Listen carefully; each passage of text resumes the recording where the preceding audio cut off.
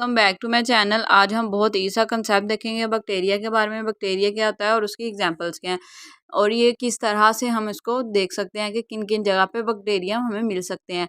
लेकिन उससे पहले अगर आप मेरे चैनल पे नहीं हो तो लाइक सब्सक्राइब और शेयर करना मत भूलें। स्टार्ट करते हैं डेफिनेशन से कि बैक्टीरिया होता क्या है। बैक्टीरिया क्या है? एक टीनी ऑर्गेनिज्म होते हैं जो कि हम कहीं भी हमें मिल सकते हैं, यानी कि हमारे ऑल अराउंड जितनी भी जगह है, कोई खाने हैं, हमारे हैंड्स है, हमारी बॉडी है या कोई भी जगह है, हमें वहाँ पे बैक्टीरिया ज़रूर मिलते हैं। और ये क्या होते हैं? They are single celled microorganism that can have different shapes and side.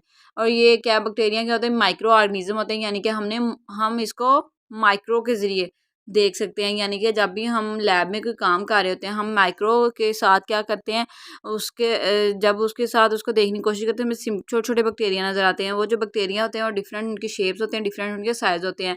And जो जो कुछ बैक्टीरिया होते हैं वो बहुत बेनिफिशियल होते हैं बॉडी के लिए, बहुत एक इम्पोर्टेंट रोल अदा करते हैं हमारे इन्वायरमेंट में, हमारी बॉडी के लिए। लेकिन जो कुछ बैक्टीरिया होते हैं उनसे क्या होता है, इन्फेक्शन हो जाता है, आप बीमार हो जाते हैं।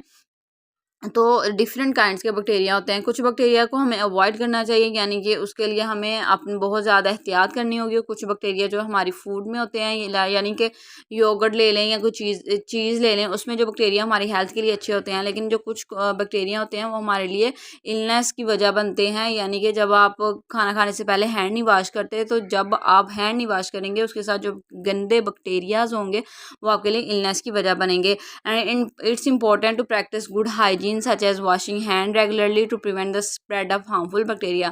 हम देखते हैं एग्जांपल्स को। For instance some bacteria are harmful like the ones used to make yogurt and cheese, other can cause illness like E. coli and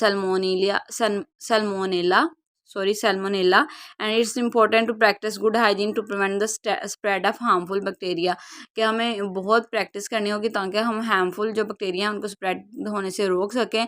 and जो बैक्टीरिया वो कहाँ कहाँ पे फाउंड किए जा सकते हैं? जो हमारे बैक्टीरिया हैं वो डिफरेंट इन्वायरमेंट में फाउंड होते हैं, यानी कि including soil, water and even inside our body. कि बैक्टीरिया को हम सॉइल में भी मिलते हैं, हमें वाटर में भी बैक्टीरिया मिलते हैं, हमारी बॉडी के साथ भी बैक्टीरिया होते हैं। And they can thrive in both natural and man made environment adapting to different conditions.